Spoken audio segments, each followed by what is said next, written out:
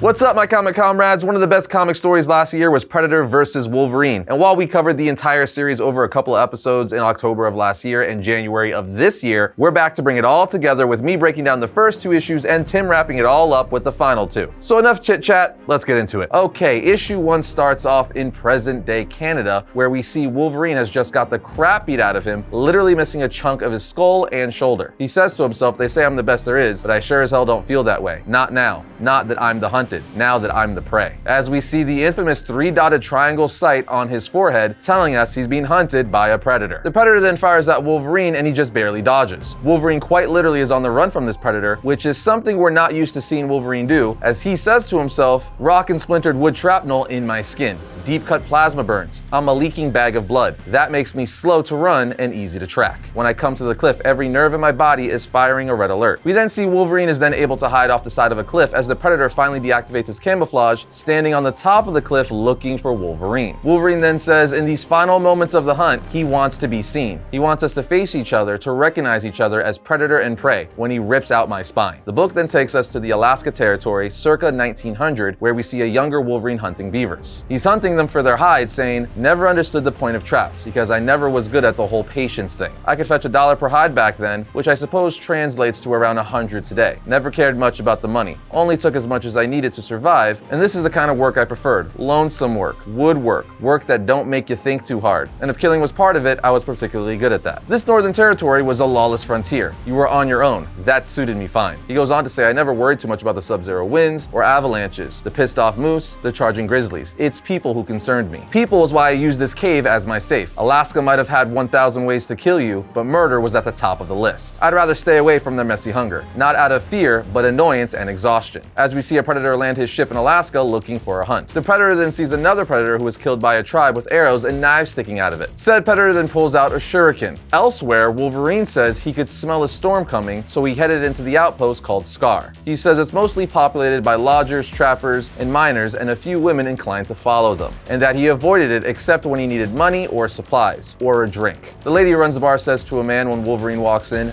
"There he is now." The man then comes up to Wolverine and says, "This one's on me, the next one too." Paying for Logan's drinks, but he could care less and takes the bottle and walks away. The man says, "Now hold on, I only want a moment of your time." Wolverine tells him, "If you're smart, you'll stay clear of me, because things are about to get ugly," as two men come up to Wolverine saying, assuming he makes it through the storm, the trade representative should be here tomorrow. But this one already knows that. This one always has a big pile of some things to sell. Said man then holds a gun to Wolverine's head, saying, "Where do you keep all your treasures, little man?" But this is Wolverine, so clearly they're messing with the wrong guy. Logan then gets up and starts putting hands on these gentlemen and knives inside of them. He even cuts off one of the dude's hands with a saw. The man who was waiting for Wolverine says, "That's remarkable. You're exactly who I need. I'm desperate. You see, it's my son. He's been kidnapped. They're holding him for ransom. Please, I'm begging you, help me." We are then taken back to the predator, who's practicing with the shuriken, hunting and killing deer, mountain lions, even freaking killer whales, but it's all too easy for him. He then spots a fire coming from a nearby village, which he sets his sights on. Meanwhile, we see that Logan agreed to help this man get his son back because even a hard ass like Wolverine is a sucker for children. However, on their way through the frozen woods, they see skinned animal and human bodies hanging from the trees, which we know was done by the predator, but they have no idea what kind of person or thing could have done something so heinous. Long story short, they eventually make it to where this guy's son is being held, and Wolverine goes in and starts stabbing people and chopping off hands left and right. Once he disposes of all the man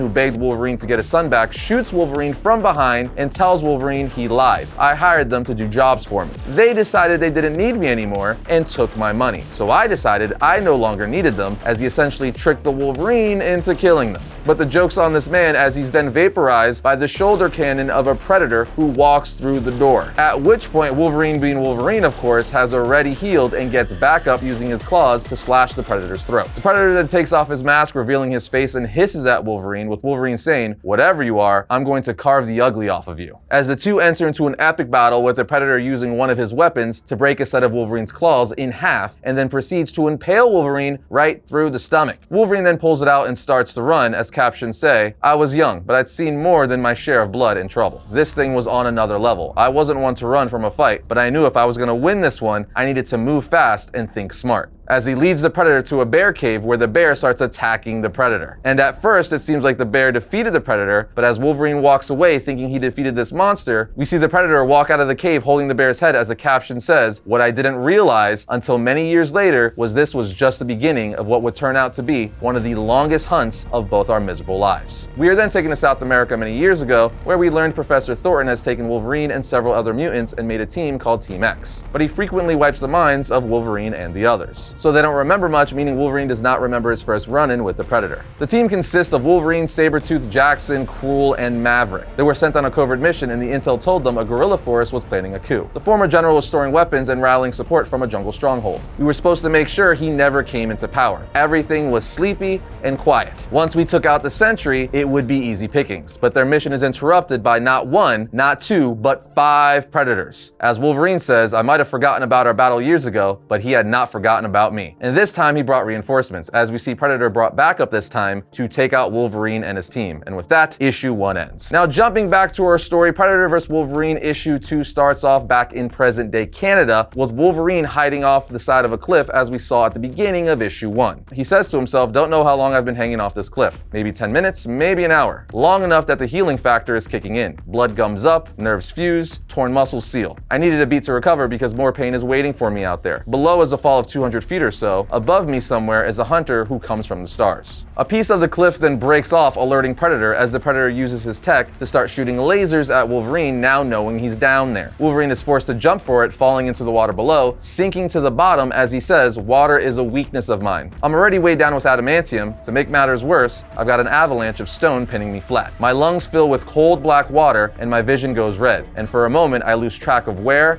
and when I am, as the Predator dives in the water to go after Wolverine, who's pinned to the bottom. We're then brought back to the past in South America many years ago where issue 1 left off. Logan narrates saying Team X was a dirty crew that did dirty jobs. Assassinate a politician, blow up a dam, seize an oil platform, take out a cartel, all in the name of geopolitical subversion. We came here to stop a coup, but we found ourselves instead in the middle of a borderless war. We were already down to 4 against their 5. Because remember, in the previous issue, one of the Predators took out Team X member Cruel with one of their nets. Wolverine says, "What they were, I didn't know. Like everyone else on the team, my memories were regularly deleted. But I had carried this weapon with me over the years as a necklace. It was like a scar, relative pain I understood the two of us somehow shared." As Wolverine pulls off the shuriken he's been wearing as a necklace all these years and chucks it at one of the Predators, cutting his throat. It then comes back to Wolverine like a boomerang as he says, "Creed, Mav, Jackson, fall back." Maverick then says, "Fall back? How about fire away?" Wolverine tells him, "This isn't going to be a firefight, Maverick. I said fall back, Sabretooth," but Sabretooth is like, "No thank you," and starts trying to mow the Predator down with his Gatling gun. Wolverine then says to himself, "An invisible enemy you only know halfway and can't see altogether requires a different sort of strategy than just the standard hack and blast operations Team X specialized in."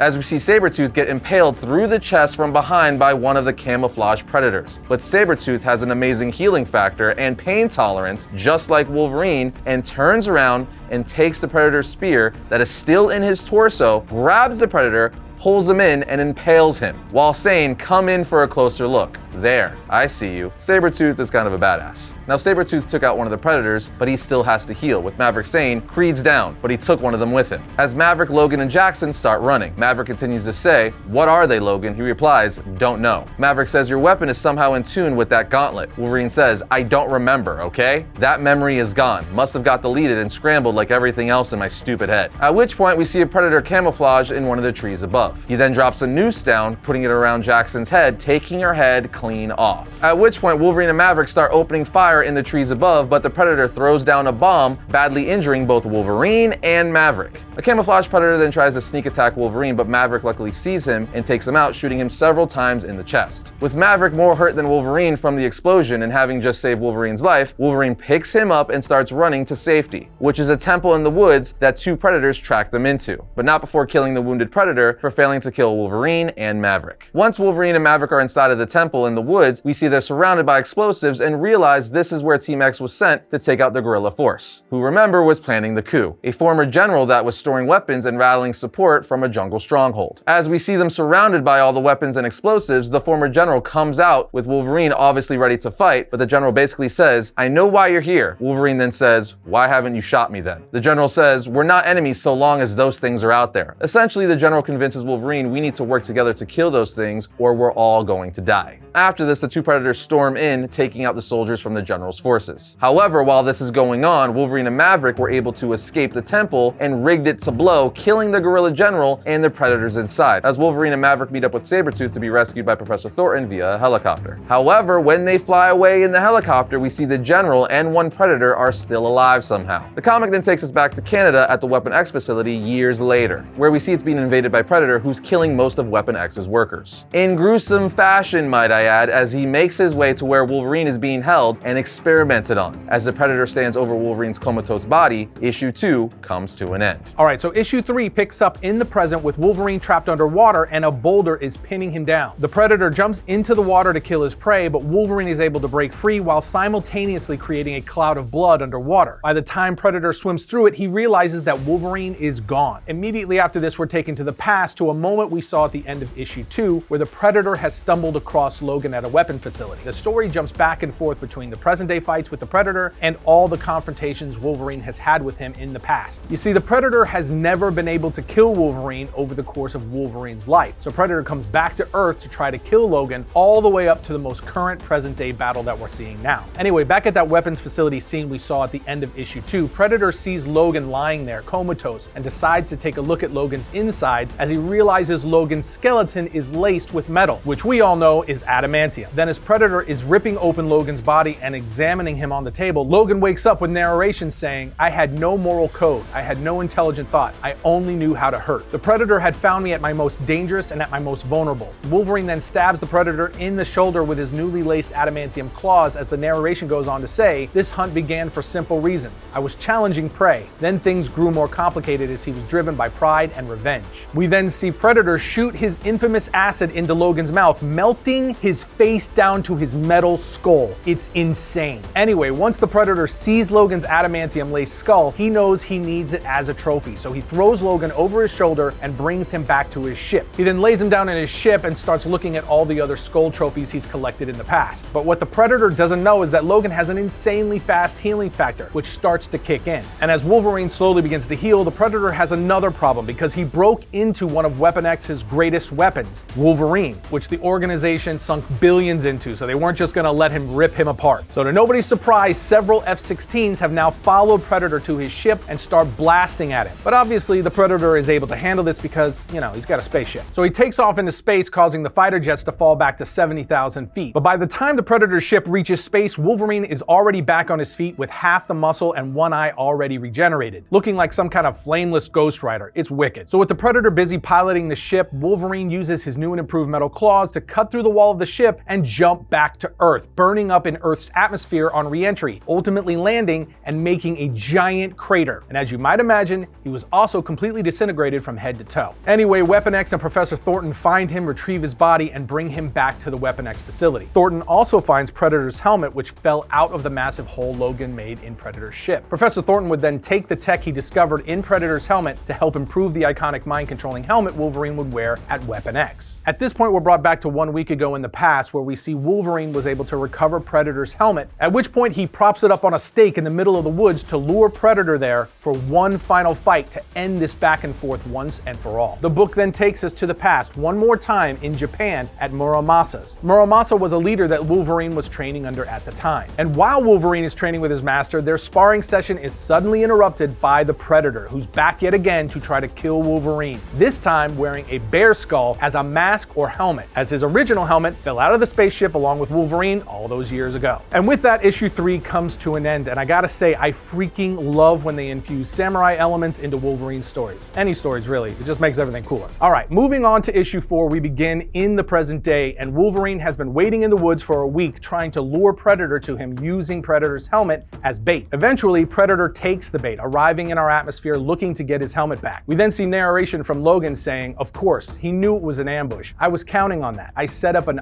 obvious rudimentary trap, just enough to give him some sense of danger and confidence in avoiding it. Then when the Predator shows up, Wolverine jumps out of hiding, leaping towards him saying, "I needed to get hit. I needed my blood on the ground." Because once he got a taste of it, and once he got a hold of that helmet, he'd think he'd already won. At this point, Wolverine takes a blast from Predator's shoulder cannon, which completely takes off Wolverine's right shoulder. Wolverine continues narrating saying, "Suppose I could have rigged the helmet, poisoned the air filter, nestled it with a bomb, but over and over again, technology has been his failing. He surrounded himself with it, just like he surrounded himself with trophies, like a boast of compensation or something. To feel right about taking him down, I needed to prove that I was deadlier than the death he wore." And as he's saying this, we see Predator take off the bear skull he was wearing as a helmet and reclaim his original one. We are then taken back to Japan where issue 3 left off, as Wolverine's master says, "This is not my enemy. If I help you, it will be like the parent who does a child's chore or schoolwork when they whine. You will never learn." And with that, he leaves Logan to fight Predator all by himself. He even tells Logan, "Remember, if you truly want to know you're the best, keep your claws and your anger sheathed." Now for the next few pages, we get another amazing battle between Wolverine and Predator that ends with Predator using his shoulder cannon to knock Logan's katana out of his hand. At which point Logan says, "Forget this, we're doing things my way," as he ejects his claws saying, "Come on, let's go, claw to claw." But Predator just stares at him before using his camouflage tech to run away. Wolverine then screams, "Get back here, don't run away from me." We then see the Hand show up to take down Wolverine and Muramasa. Muramasa then tells Logan, "He didn't come here to fight me any more than he came here to fight your enemies. I'm sure you two will meet again, assuming we survive the Hand." Which tells us the Predator left because he wants Logan and he's not fighting Logan's battles for him. We are then taken to Westchester, New York at Xavier's School for Gifted Youngsters in the past. Now at this point in time, Wolverine has joined the X-Men, but he's constantly surveying the school because he knows it's only a matter of time before Predator comes after him yet again. Xavier even comes out saying, "Wolverine, you missed dinner with the students again. I'm not exaggerating when I say they spent half the meal looking at your empty chair, especially Kitty and Kurt. You couldn't take a night off?" At that moment, Wolverine sees the iconic 3-dotted sight on Xavier's head and leaps to get Xavier out of the way just before an explosion goes off. The Predator then follows up the previous explosion by launching several more missiles into the school, causing a massive fire. So Logan rushes up to the upper floors to get all the mutant kids out. Eventually, he sees Kitty on the floor, and when he goes to check on her, she says, "Logan, look out," as we see the Predator is right behind him and uses one of his weapons to electrocute Wolverine. However, luckily for Logan, Nightcrawler shows up to teleport him out of there. Wolverine says, "Elf, stay out of this. That goes for all of you. Keep away from me." But Nightcrawler responds, "You don't have to do this alone." To which Wolverine says, "I don't want your help, Nightcrawler. That just proves what I always knew. I shouldn't be here." Wolverine then hears Rogue from down the hall, so of course he runs down there only to see Predator holding her at knife point. She says, "If I can take off my gloves, I can touch him." Wolverine says no, as he gives himself up to the Predator, letting him restrain him and take him away as long as he leaves everyone else alone. So as the Predator thinks he's escorting Wolverine to his ship, we see the actual Wolverine running up behind him saying, "You sure you got the right guy?" As we learn, this was actually a trick, and it was the shapeshifter Donnie disguised as Wolverine. Nightcrawler then teleports in behind Predator, pulling out the gauges in his helmet, causing smoke to go off as more X-Men arrive for backup, which ultimately causes Predator to flee. Then we jump back to the present day where we return to the final showdown between the two in Canada. Wolverine eventually surprise attacks Predator, jumping on his shoulders, stabbing him through the back with both sets of claws, at which point Predator electrocutes Wolverine with a few thousand volts. But as the two get up, the Predator whips out a ceremonial dagger before Wolverine and Predator charge each other, impaling one another. It's just all kinds of dirty. Now at this point, Wolverine thinks it's done. He's finally defeated the Predator. However, the Predator had one last bomb on his arm gauntlet. As Wolverine narrates, "I didn't recognize the numbers, but I knew a countdown when I saw one." He was going to get that trophy even if he claimed it in his grave. But here's the thing about desire. Once you get what you want, you realize that wanting was the real pleasure. So in those final bloody seconds when the hunt finally ended, I hope he felt the century of disappointment slammed into his heart. After the explosion, we see Wolverine's narration continues saying, "Not sure how many days passed, but when I finally pulled myself out of that smoking crater, I felt like a lit cigar crushed out in an ashtray. There was an emptiness inside of me. It took me a while to realize where it came from. I missed having him out there. Nothing makes you feel more alive than a gun pressed to your temple or the cold lick of a knife at your neck. So I was going to be a little deader every day I lived without him coming for me. At least he left me a dangerous trophy. I see my reflection in his blade. I'll remember its keen edge every day of my life." And with that, the issue and the story come to an end. So Wolverine ultimately pulled out the win and defeated the Predator because he's got one thing that the Predator does not have, and that's one of the best healing factors in all of comics. And when I say he's got a great healing factor, we saw several instances of that throughout this story. First, where the Predator basically melted the flesh off his entire body only for it to grow back, and now to survive this explosion where undoubtedly he was completely obliterated. All in all, this was a dope story and a fantastic read. Super short and fun, only 4 issues, and every issue was action-packed with great story as well. We really loved how Benjamin Percy was able to establish that Wolverine and Predator had been fighting each other for decades, and then even tied that into pivotal moments in Wolverine's past. Going as far as to tell us that the Weapon X helmet that was used on Wolverine was only made possible because Professor Thornton was experimenting with Predator's helmet. Anyway, this is an A+ story and series. I hope we get a sequel because this was a ton of fun. I'll also add that at the end of the comic, on the letter pages, the creative team tells us if you love this series, keep writing in and demanding more. More importantly, buy this series. If you see the issues at your local bookshop or CVS, buy it when it's released in a trade. That would guarantee us a sequel and more stories like it. And I'll also add, this was probably my favorite Predator vs. comic series I've ever read. But that's just my opinion. What do you guys think? Let us know down in the comments. Otherwise, we'll see you next time when we talk about all things comics.